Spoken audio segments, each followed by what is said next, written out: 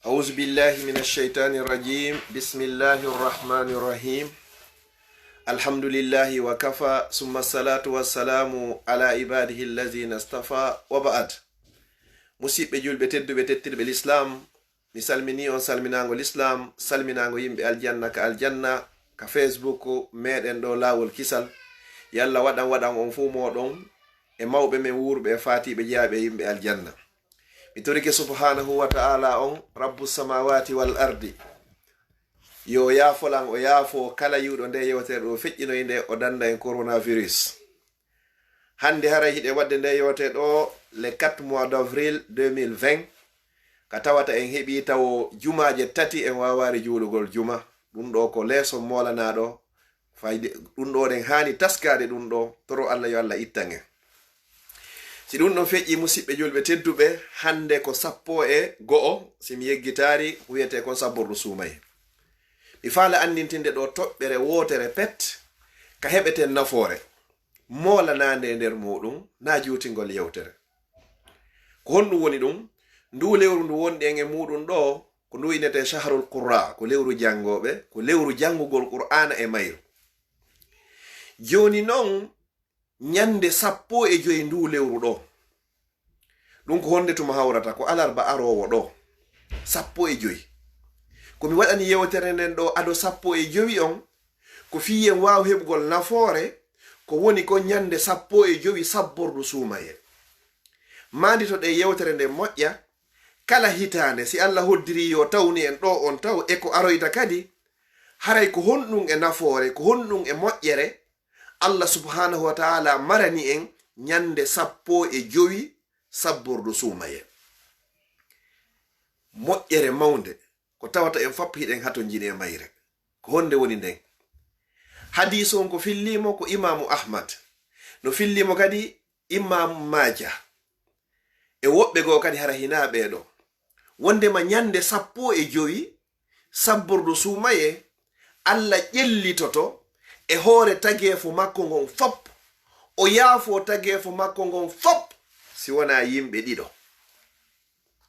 subhanallah Allah ƴellito o ndaara en ndarɗe yurmende ndarɗe hinnagol ɗen yaafo e yurme en kala ko waɗɗen e bakkatuji kono yimɓe ɗiɗo hino ton ɓen ɗon ɓe tawatake e yaafeteɓe ɓen nyande 15 sabbordu suumaye ko homɓe woni ɓen nelaɗo sallallahu alayhi wa sallam nelaɗo maaki inni arano on ko neɗɗo shirkowo yahowo karamoko batini lototoɗo nasi waɗayɗo piɓi waɗayɗo bakanji holorɗo goɗɗum ko hina Allah barkinorayɗo goɗɗum ko hina Allah oɗo o tawaka e yaafeteɓe ɓen nyande 15 sabbordu suumaye ko homɓe woni ɗiɗaɓo nelaɗo sallallahu alayhi wa sallam wo ko taƴuɗo enɗan ɗaati o rahim taƴuɗo enɗan o tawaka kadi e yaafeteɓe nden nyande yimɓe ɗiɗo taƴodirɓe ɓe yaafatake nden nyande hitande be hitande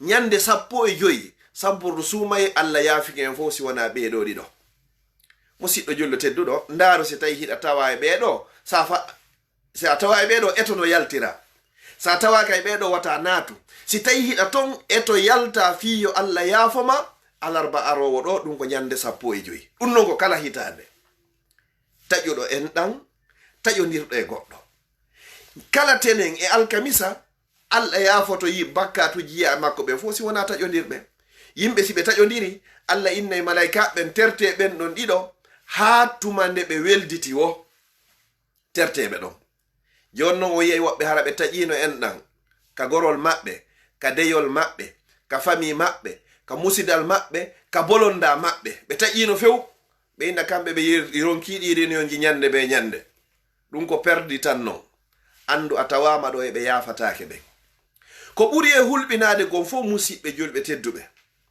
sonnajo nodda e ɗo inna ustaz saïd ustaz alpha lies ustaz ɓuriya alaji usman ustaz ba haray mi faala ɗon landade on haray yari gon taw ko min e hakkunde amin e moodi an ko kamɓe addilan ɗo kono woni ni yontere heɓe walde ga salon woni ni lewru haray tigi tigi omo be amen no jokki kiifum muɗum inna lillahi wa inna ilayhi rajiun wallahi wa bi rabbil kaaba sonnajo noddira woni lebbi 6 kanko e modi makko hiɓe taƴodiri. Musidɓe julɓe tedduɓe, nane yewtere. Sonnajo anduɗo wuuri maayey, faalaɗo aljanna, taw yeyɗo Allah, naata e nder gaburu muɗum, waɗa kontorandi ton, malaikaɓe ɓen landoma honɗum e honɗum woni ko golluɗa. Inna malaikaɓe lebbi 6 miɗo taƴi modi an kam heɓata aljanna ɗon. Fa ya subhanallah, inna lillahi wa inna ilayhi raji'un. Nelaɗo inninoma an sonnajo on, wondema ko piiji 4 waɗata. Sa timmini ɗin ɗon a natiro e aljanna on kala ka faaliraɗa. Ya juulu waktuji maɗin, hora lewru ma suumaye ndun, suuɗa ɓandu ma ndun, ɗofto a modibo ma on. Wo sa waɗi ɗiɗo, ñande mayɗa o kala ka faalaɗa natiroyta. Sa waɗari ɗiɗo non, hiɗa andi konto natiroyta. Ay galleji ɗiɗi ala lakara ko imma aljanna ma yiite.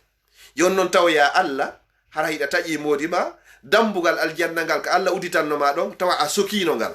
Hara hiɗa juula, hiɗa janga, hiɗa hoora, ɗa ƴenti conci l'islam, hunde nafata. Hunde nafata. On gorko mo Allah o jarribor ma yo wondu ɗon, ko yo wondu ɗoftoɗamo. So wawi wonde wondo ma ɗum ko yo waynodiri. Fa imsakum bi ma'rufin aw tasrihum bi ihsan. Si tawi tun a ndaari tawi wata ko wondade few ko yo waynodiri dow, kono sellantama ka tajoɗa modi ma. Mi watta ɗon hunde wotere. Nelaɗo sallallahu alaihi wasallam ɓe maaki. Si tawi gorko Allah jarriborimo nawnare, jogande maka hoore makko haa ka hundu teppere, foppu woni ƴiƴan e mborti. Sonnajo makko o waɗi ɗengal makko ngal, o metti jogande maka hondu haa ka tumbere ɗuure modi makko, o wara e jonnitari mo haqqe makko. Sonnajo o wata wonde e dewal makko ngal o heɓa nafoore dewal ngal, sina so ɗoftike o gorko makko. Mi wolira ɗum ɗo fi defandugol worɓe ɓen, ko mi woliri ɗum ɗo ko fiyo sonna ɓen andu. Si yehi ha worɓe ɗuɗude de milliard ji worɓe, a yehi ha inni ko kungorum ɗo woni ko ɓuranma, hande kadi ko ya ɗofto kun. Si kun welarima, kun mettitima, waynodiri e hoore jam, wata sunnu hoore ma, an sonnajo tedduɗo. Musidɓe julɓe tedduɓe, yo Allah dandu o sonnajo, yo Allah dandu sonnajo, o walade o maaya, hara kanko e modi makko hiɓe taƴodiri. Kono Allah no yiɗumago e sonnajo, si tawi joni ɗum ɗo a faami ɗum ɗo ado a ƴettitede, ma modi ma ƴettitede, haray moƴƴi. Nelaɗo sallallahu alaihi wasallam e maaki, wo ayyuma imra'atin, sonnajo wo sonnajo, matat wa zawjuha anha radin, wo dakhalatil janna. Sonnajo wo sonnajo feƴƴinɗo, hara nde mo feƴƴina modi makko no yarlanimo, no weltanimo, o naata e aljanna. Ɗofto o gorko ɗo, si tawi wawari marsude, haray torto hoore ma, si tawi gono selli, hiɗa jogi preuve ji ko tortorta hoore mako. Non ko sengo, kono yo taƴo mo ɗon. Enen worɓe ɓen kadi, en toriki ko en torodiri yurminen ɓe sonnaɓe, teddinen ɓe sonnaɓe, anditen makuji ɗiɗi e nelaɗo sallallahu alaihi wasallam. Nelaɗo maaki, ko onon yo worɓe, ma akramahunna illa karim, teddintaɓe sonnaɓe, yurmeɓe wosina aden tedduɗo, wa ma ahanahunna illa la'inum, hoynataɓe, jasinaɓe sina aden mo Allah huɗi. Malaika huɗi, nelaɗo sallallahu alaihi wasallam huɗi, huɗayɓe huɗi. Ko on tugu honnata. Sa wondi e mum ha ndaari a tawi a wawata, harayɗi hiɗa andi ka ƴettutoɗa, naɓo jonnitira e hoore teddugal. Fa imsakum bi ma'rufin, ko jogitorgol no andirano gadina, aw tasrihum ma accitirgol bi ihsanin, no ɓuri e labere, no ɓuri e moƴƴirde. Ko ɗum non Allah yuno en. Enen worɓe ɓen, hulen Allah e hoore sonnaɓe ɓen. Andita an o gorko, ko sonnajo woni ko jibinma. Andita an o gorko, hiɗa jogi bandiraɓe. Andita an o gorko, hiɗa jogi ɓiɓɓe jiwɓe. Andita goɗɗo go kadi ƴektoye ɓe. No jogitorɗa oɗo o, ɓiɓɓe ma rewɓe ɓen kadi ko non kamɓe kadi modiɓɓe maɓɓe ɓen jogitorayreɓe. Mo be men si faami ɗum ɗo, hawnaki haray hino ɓutta ka galleji. Si yehi ha non tawi ala e ɓuttude hande kadi, yo waynodire e hoore jam moƴƴere. Hara fi dewgal gotal lancidare hakkunde bolonda, lancidiraari hakkunde musidal. Kono sonnajo, nde mo torto hoore makko wo yo ndar, moƴƴa si o torto, yo Allah dandu sonnajo o tortade hoore makko, hara o jogaki dalil ko ittinimo ka dewgal makko. Ta goto tawi ka dewgal helete, yo tawi ka dewgal humete. Musidɓe julɓe tedduɓe, hew feƴƴinen toɓɓere ɗo mi darnira honɗum, ko ɓuri e yurmude e ɗiɗo kon fof, ko paykun daroto taƴo nene mum, taƴo baaba en muɗum, o naata o yalta ga suudu nene makko e ben makko, o tuggata ben makko, o tuggata nene makko. Hara himo taƴiɓe. Nelaɗo sallallahu alaihi wasallam no maaki hiɓe ewnadege hadiseji maɓɓe, ɓe maaki rida rabbi, weltingol Allah ngol dey kala faalaɗo si andu weltinayi Allah fi ridal walidayn, no weltingol nene baba. Wa sahatu rabbi, tikkere Allah nen fi sahatil walidayn, no tikkingol nene e baba. Joni no musidɓe julɓe tedduɓe yaafa ɗon, Allah marɗo yiite, Allah marɗo aljanna, Allah taguɗo ma, tagi nene ma, tagi baben ma, taguma. Wosiɗa faalamu weltinde, ko ya weltin nene ma e baba ma. Siɗa faala yo seytinane, haɓon wo ko yayeto ha nene ma e baba ma seytinanama. Yi'a non paykun tentini adda koye Europe Occident, no taƴo nene mum, taƴo baba muɗum, hara ko fii ko ala na wona na. Hino yurmi. Oɗo hitande feƴƴay, tenen feƴƴa, alkamisa feƴƴa, hitande duuɓi, hara bakkatuji makko ɗi no fawondirde, no akkimilade ɗon, oɗo o yafatake. So maydi ene nder ɗum ɗon, ko wallahi wa bi rabbil kaaba ko yita jahannama woni ko wodanimo. Fi honɗum, hiɗen andi qissa o nelaɗo sallallahu alaihi wasallam, ɓe falama sunnugol sahabajo himo wuuri hay o mayari, sabu ko tawata nene makko no seytinanimo kon. Jonno mi jite fayɓe sukaɓe, hara ɗa taƴi nene ma, fi innugol min ko ɗum ɗo mi faala, towna balaje, hande a ƴetti janɗe ha ɓuri janɗe ɗen, hande kadi hara ko townitagol e hoore ɓeɗo. Mi waɗana yon ɗo qissaji ɗiɗi ko feƴƴi e karamokoɓe moƴƴunoɓe ɓen, andunoɓe valeur nene e baba. Goɗɗo go o wanno bakkatuji mawɗi, o ɓitti o heɓi soñja, o tawoyi karamokojo goto, ɗum ko Abdullahi ibnu Abbas. O inni mi ari, miɗo jogi bakkatuji, miɗo faala yo Allah yafolam. Miɗo jogi ɓittende soñja, miɗo faala yo Allah ittana. Abdullahi ibnu Abbas radiyallahu anhu o uggini ha o ɓanti. O inni ene yumma ma no wuuri, o inni ɓe feƴƴinino. O inni baba en ma no wuuri, o inni o ɓen kadi feƴƴinino. O ene yumma ma no mari nene goto, o inni hi nene goto nenan an hino ɗon, nenan mawɗo no ɗon, ma nenan to soko hino ɗon. Abdullahi ibnu Abbas o inni wo yahu ɗigganaɓe ɗoftoɗaɓe. Wo nene goto nene ma ko place nene ma. O yahi o ɗoftiɓe, o kurkaniɓe, o yanganiɓe, Allah ittanimo soñja ko jogino, ɓittende ko jogino, Allah yaafimo bakkatu ko jogino. Si tawi noon goɗɗo yanganike miñan nene mum, ma jaaja nene mum, nene goto baba goto, Allah yaafike ma bakkatuji ma, o ittanima soñja, ko honno sikkuɗa so tawi ko nene ma woni ko yanganiɗa.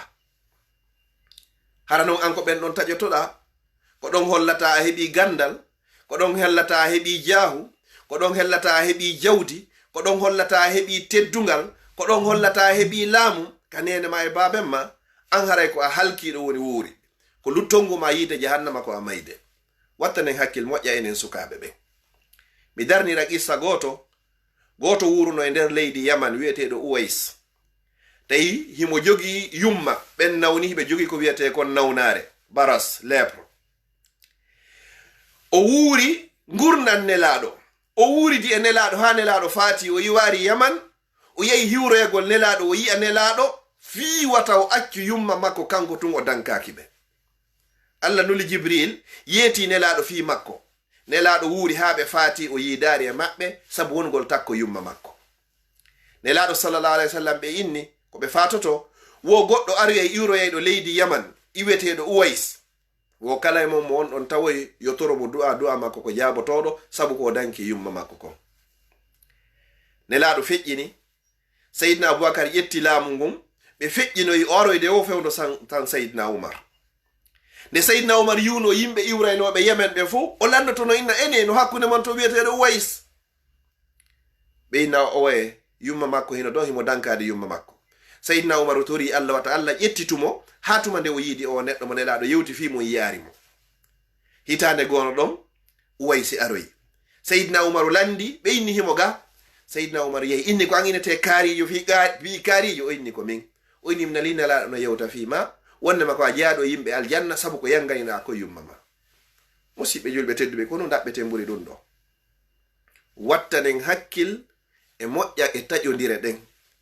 bani adama duwaka taƴade bani adama ɓuri balɗe tati ka feƴƴi balɗe tati o haray goɗɗo e maɓɓe haray wona julɗo tentini sonnajo telen modi makko yo ɗaɓɓo aljanna makko on tentini enen ɓiɓɓe ɓen telen mawɓe meɗen ɗaɓɓen aljanna si Allah e nelaɗo makko on feƴƴi Allah feƴƴi nelaɗo makko on feƴƴi alamo gorko hani ɗoftade ɓuri yumma mum si Allah e nelaɗo makko on feƴƴi alamo sonnajo hani ɗoftade ɓuri modi muɗum si yehi ha moƴƴata yo waynodiri e hoore jam si tawi hara no woodi sabu ko waynodirirte musidɓe julɓe tedduɓe ko simple rappel mi falano annintinde ɗum ɗo 15 sabboru sumayendu hindu hewtude sagu am mi yaafete an kadi yaafeɗa kurkano mawɓe ma ɓen ɗofto moodi ma teddin sonnajo ma on teddin mawɓe ma ɓen Allah okkama aljanna o mallama aduna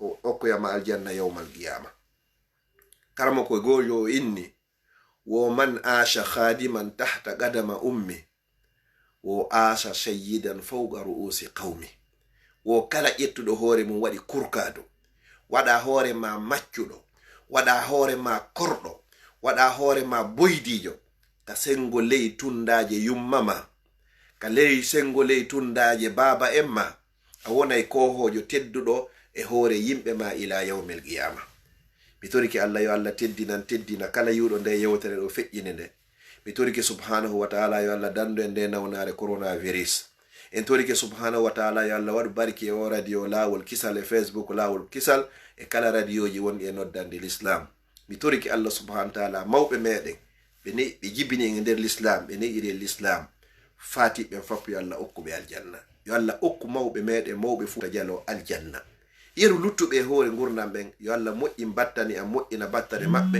moƴƴina battane kala julɗo wassalamu aleykum wa rahmatullahi wa barakatuh